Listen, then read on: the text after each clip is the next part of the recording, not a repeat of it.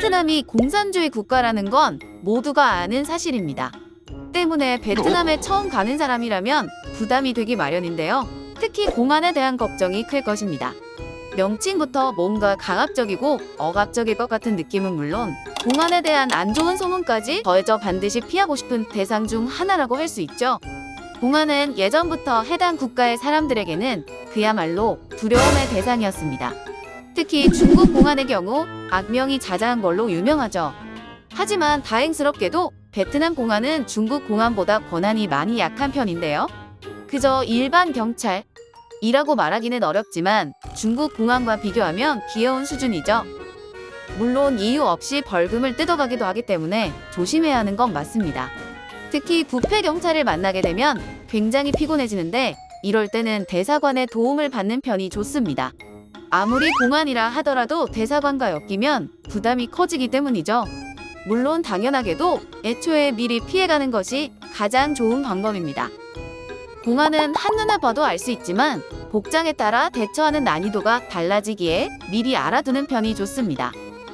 그래서 베트남 여행을 기다리는 분들을 위해 알아봤습니다. 베트남 공안은 어떻게 생겼을까? 교통경찰. 먼저 교통경찰 복장입니다. 얼핏 보면 사우나 옷처럼 보이기도 하는데 기본 베이스는 황토색에 공산주의 국가답게 빨간색이 강조되고 있습니다.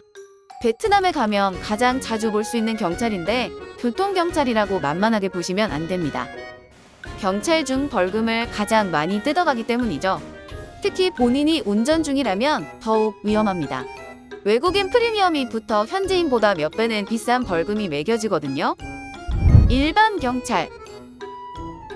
다음은 일반 경찰입니다. 열대지방을 표현하기라도 하듯 유니폼 전체가 녹색으로 물들었는데요. 역시나 빨간색은 빠지지 않습니다.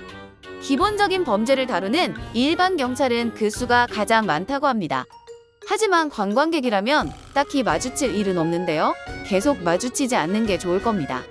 경찰이 찾아온다면 절대 좋은 일이 아닐 테니까요. 경찰 기동대.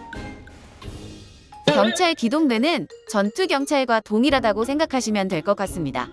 한국과 마찬가지로 상위부터 하위까지 검정색으로 통일됐는데요. 업무 역시 시위 진압, 대테러 진압, 폭주족 단속 및 치안 유지 등 다소 위험한 일들을 맡습니다. 위험한 만큼 강력한 무장을 하고 있는데 진압봉과 방호도구는 물론 기관 단총 같은 소총까지 들고 다니기도 합니다. 다만 신기한 점이 기동대가 폭주족을 단속한다는 것인데 실제 오토바이를 타고 다니며 단속한다고 합니다. 운전 솜씨가 환상이라고 하네요. 교통경찰이나 일반 경찰과 달리 권한이 꽤 높은 편이기 때문에 상황에 따라 무력 행사도 불사할 수 있으니 혹시 본다면 근처로 가지 않는 게 좋습니다. 물론 관광객이 마주칠 일은 거의 없으니 안심하셔도 될 것 같습니다. 이렇게 베트남 공안에 대해 알아봤는데요. 베트남에 가신다면 반드시 피해야 할 대상인 것 같네요. 영상이 마음에 드셨다면 구독과 좋아요 부탁드리면서 다음에 다시 오겠습니다. 감사합니다.